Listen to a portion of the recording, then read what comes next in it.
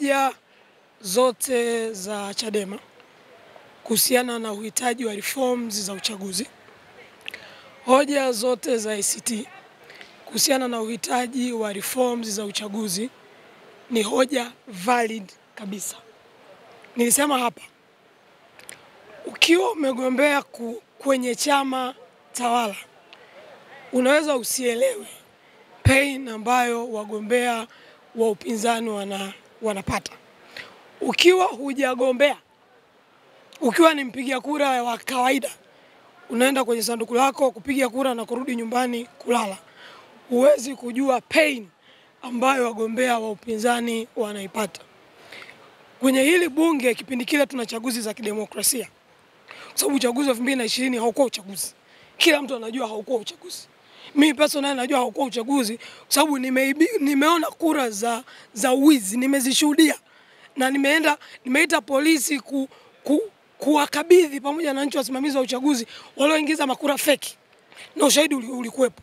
Lakini mimi nikafunguliwa kesi baadaye wale majambazi tuliwapeleka. Kwa uchaguzi literally ni wa kihuni. Kipindi cha Kikwete kulikuwa kuna nafuu kidogo. Nafuu kidogo kwa mantiki ya kwamba mfumo wa haki za chama, kwa mantiki kuanzia mchakato mzima wa mikutano ya kisiasa, kuanzia mchakato mzima wa mawakala, haki wa mawakala kuingia, haki ya kuwa na matokeo. Yani utaratibu ulikuwa ni huu lakini ulikuwa una nafuu. Lakini 2020 set a very bad precedent ambayo imejitokeza tena kwenye uchaguzi wa 2024. Kwa hiyo chama chochote makini cha siasa, ukienda kushiriki uchaguzi blindly, yani ukijifanya unajipa upofu, unajidanganya mwenyewe. Hilo la kwanza. Lakini la pili, kama nchi ni ya kidemokrasia, ni jambo la ajabu na la hovyo kabisa. Mko vyama mnavyoshindana. Kwa kisheria mnatakiwa muwe sawa. Sasa wewe unategemea huruma ya mshindani mwenzio ili uweze kuingia bungeni. It doesn't make sense. Sio kama unanielewa vizuri. Kwa hiyo Chadema wanahoja, ACT wanahoja.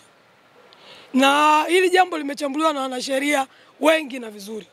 Mwenye macho aone, mwenye masikio asikie. Kwa nini? Tuna katiba, tuna sheria za uchaguzi, tuna kanuni.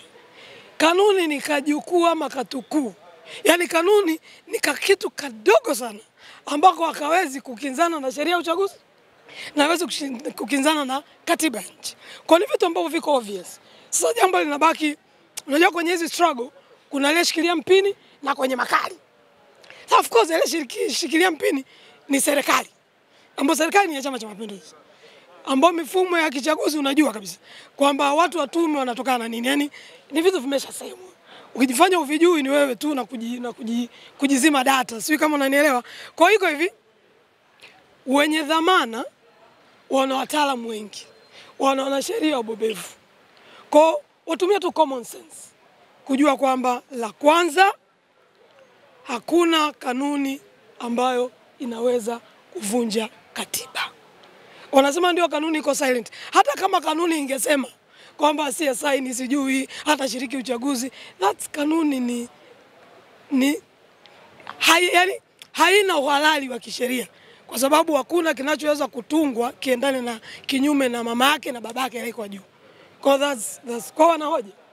Kwa sasa busara ya kisiasa na ukomavu wa kisiasa, na kama watu wanajiamini, sikilizeni hoja, mzitafutie majawabu hoja.